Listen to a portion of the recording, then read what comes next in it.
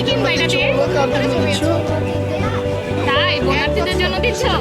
আচ্ছা ঠিক আছে, থ্যাংক ইউ।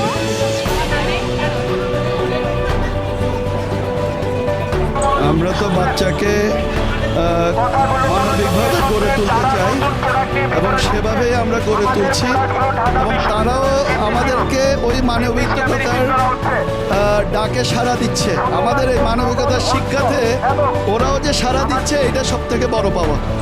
করতে চাইছিলে এটা তোমার মা বাবার জন্য? হ্যাঁ, আমি আমার মা বাবাকে কয়েকটা জামা কাপড় কেনার জন্য, আমার জন্য, আমার দাদির জন্য জামা কাপড় কেনার জন্য এটা জমাইছিলাম।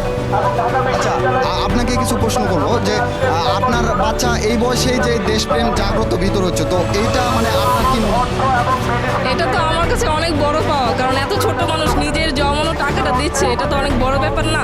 কারণ ও একটা কিছু ভেবেই তো জমাইতেছিল, যে এই জিনিসটা যে ত্যাগ করে দিতেছে এটা তো অনেক বড় একটা ব্যাপার। এটা ওর নিজের থেকেই দেওয়া, এটা আমাদের কারো বলা না যে তুমি দাও বা কিছু একটা। যে ত্রাণটা কালেকশন করতেছো এটা কোন কোন জায়গা থেকে তোমরা কালেকশন করতে? আমরা বঙ্গবন্ধু টাওয়ার থেকে, রাসেল টাওয়ার থেকে, শিববাড়ি এলাকা থেকে, টিএসসি, তারপর হলো সন্তুতন থেকে। আচ্ছা, এই যে কাজটা করতেছো এটা দেশের জন্য করতেছো, তো মানে এটা কি কেউ তোমাদের উদ্বুদ্ধ করছে না তোমরা নিজে থেকে এটা? আমরা নিচে থেকে।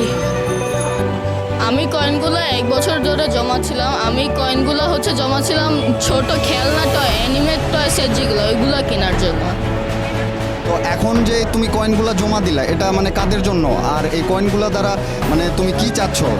আমি কয়েনগুলো দ্বারা চাচ্ছি যারা বন্যায় যারা এফেক্ট হচ্ছে তাদের জন্য কোনো হেল্প হোক, তাদের যাতে খাওয়া দাওয়া, তারপর অন্য যে জিনিসগুলো দরকার ওইগুলোর জন্য যাতে হেল্প হোক।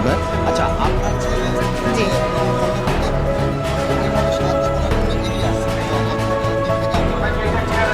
খুবই ভালো লাগছে যে খেলনা তো যে কোনো সময় কিনতে পাওয়াই যাবে, বাট এই যে দুর্যোগের একটা সময় আমরা এই যে পুরো বাংলাদেশের একটা পরিবার হয়ে কাজ করতে পারছি, এটা তো অনেক বড় একটা বিষয়। এই যে ওদের লার্নিং, এটা সারা জীবন ওদের মধ্যে থেকে যাবে যে এখানে ভাইয়ারা আপুরা কোনো শ্রেণীভেদ নাই, কিন্তু সবাই মিলে একসাথে কাজ করছে, মানে এটা অনেক বড় একটা লার্নিং।